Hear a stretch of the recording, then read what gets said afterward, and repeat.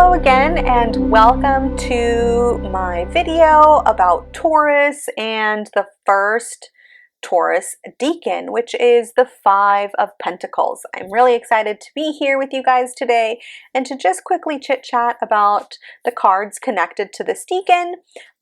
So let's get started.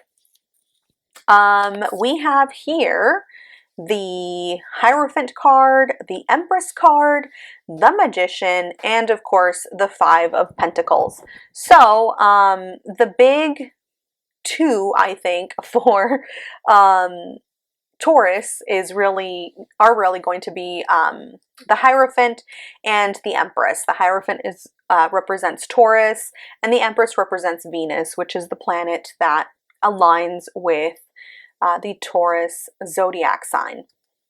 Again, as a quick reminder, the tarot deck that I use for this series is the Zodiac Tarot, which I really love and enjoy. So yeah.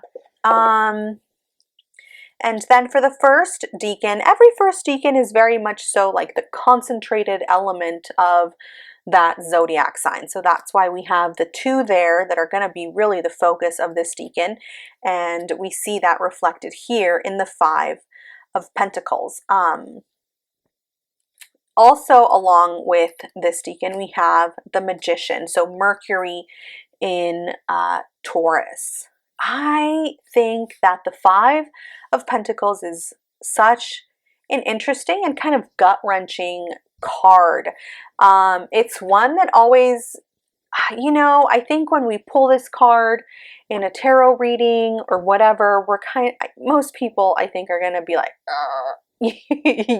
like we see it and it's not a joyful card necessarily. Here in this card in particular, we see this character here crying tears, and I don't think they're joyful tears. They're looking like for help. I don't know that they're looking at this window behind them necessarily, but there's like despair here, right? There's like neediness.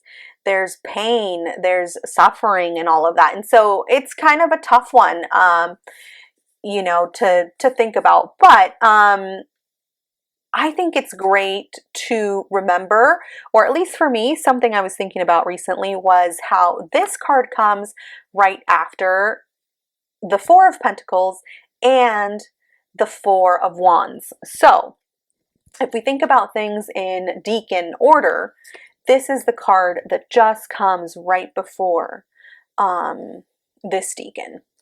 So I don't know. To me, it was like, oh wow, it kind of like does connect, because the Four of Wands is often connected to like weddings and celebrations and like those new foundations in life. And then here we have the Five of Pentacles, which is usually seen as like a pair of like a couple that's like hobbled and kind of walking out in the cold outside of a church. So let me see if I can pull the traditional Rider-Waite-Smith card, and if I can find that card kind of quickly here, crossing my fingers. Yes, here it is. So this is the traditional image, and so it kind of makes sense. It's like, okay, so kind of after the wedding we have this moment of despair. It's like maybe progressing down the timeline of marriage when the couple's going through a hard time. They're standing outside of the church or whatever, and it's tough. Life has gotten a little tough for them. And I like some interpretations of this card which remind us that moments like these, they have each other to lean on, and so they're not alone. Even though things are hard, even though there's pain and suffering or neediness or whatever you want to call it, they have each other. And so wealth isn't just material, right? Which the pentacles, the discs, the coins, whatever we want to call this suit, the earth-bound suit, is a lot about material, right? Practicality, material reality, that kind of stuff. But this card reminds us that there's more to wealth than just the material. There's also the love connection, the people connection, the spiritual connection for sure is something that we can be reminded of with the Hierophant, which calls us to look more deeply inside into our like moral values or beliefs or, you know, non-material uh, values and I guess possessions of a sort. So I really like that kind of reminder from this card, you know, to kind of look beyond what is right in front of our eyes, and to dig a little deeper. Something else that we can think about with the Five of Pentacles, like I said, is that it comes right after the Four of Pentacles. So let me see if I can find that card. Let's try to grab that.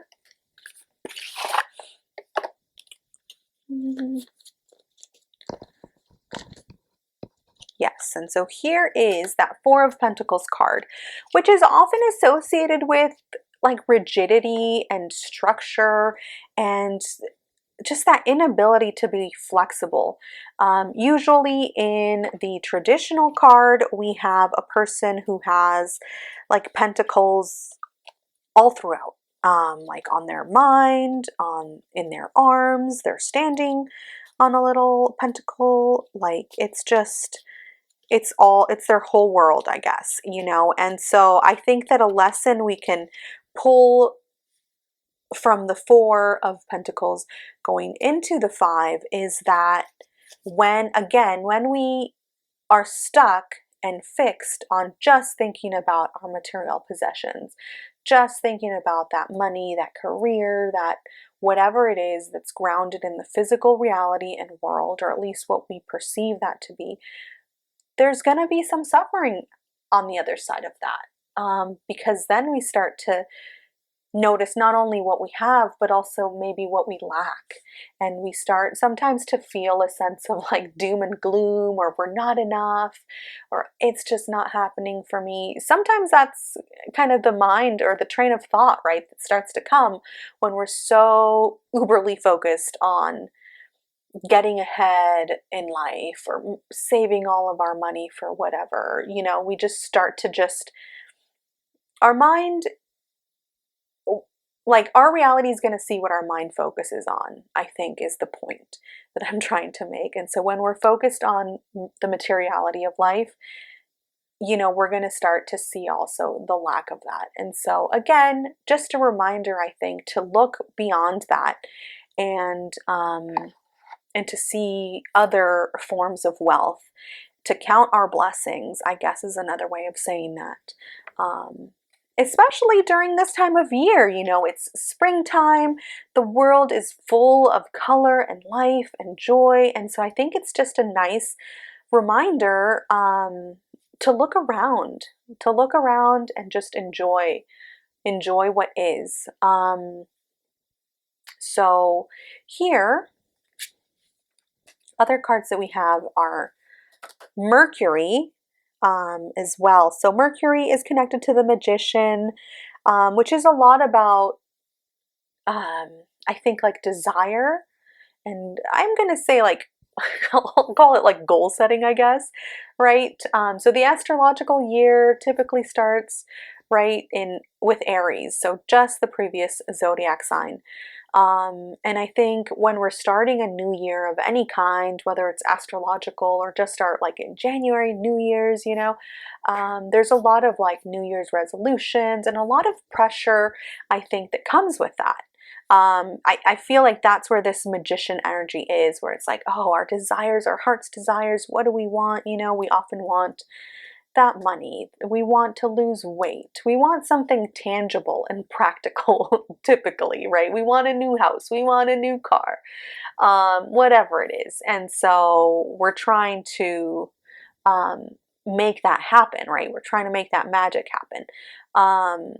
And while it's great and it's important to have those goals, to build those foundations and to nurture those things, right? With the Empress energy here, it's also important to not get stuck in that. That's what we learned from the Four of Pentacles. Don't get stuck in that. Yes, go after what you want, but also examine those foundations, where these dreams and goals and hopes are coming from. Are they actually aligned with who you are and your true essence? You know, who you're meant to be. So we want to make sure that whatever it is we're chasing in life is actually valuable and true to us. And so those are the things that we wanna nurture, because that's where the beauty is. You know, to follow with Venus, it's that inner beauty, that spiritual, kind of, you know, intangible beauty, and that's when the magic happens, when we're aligned with ourselves, and not just focused externally in the material world or reality. So yeah, I think those are some great things to think about as we move through the Taurus season, which we are in now. And, you know, just remember to look around, to value those people that are in our lives, to lean on them for support whenever we need, to look to the spiritual and the internal, as we pursue our goals, and to make sure that we're aligned within ourselves, being our authentic selves. So, all right, well, thank you so much for joining me today. I hope you enjoyed this video, and I'll be back soon for Decan 2 for Taurus. Thank you.